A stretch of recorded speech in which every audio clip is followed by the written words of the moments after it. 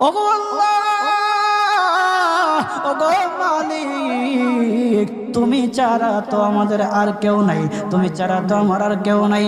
আল্লাহ গো, তুমি যদি মাফ না করো কে আমাকে মাফ করবে? তুমি যদি মাফ না করো কে আমাকে মাফ করবে? তুমি যদি আমাকে মাফ করো তাহলে তোমার কোনো দিকে কমবে না, তুমি যদি আমাকে মাফ না করো তোমার কোনো দিকে বাড়বে না।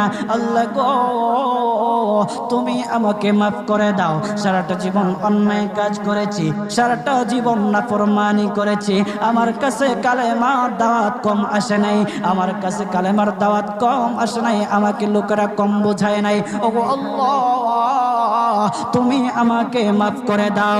মাফ না করলে কোথায় যাব, কার কাছে যাব?